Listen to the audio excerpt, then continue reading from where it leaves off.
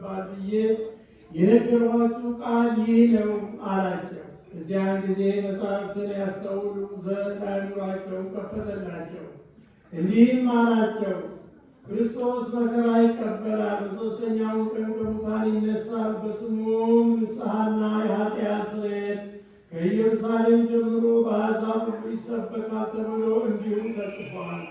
እናንተም ለዚህ ምስክሮች ናችሁ። እነሆም አባቴ የሰጠውን ተስፋ እኔ እልክላችኋለሁ። እናንተ ግን ከላይ ኃይል እስክትለብሱ ድረስ በኢየሩሳሌም ከተማ ቆዩ። እስከ ቢታንያም አወጣቸው፣ እጆቹንም አንስቶ ባረካቸው። ሲባርካቸውም ከእነርሱ የተለየ ወደ ሰማይ አረገ። እነርሱም ሰገዱለትና በብዙ ደስታ ወደ ኢየሩሳሌም ተመለሱ። ዘወትር እግዚአብሔርን እያመሰገኑ እየባረኩ በመቅደስ ኖሩ። ቀጥል የተሰማን ደረቃቲ ቃል መወሬ ነቢያት የዚራታ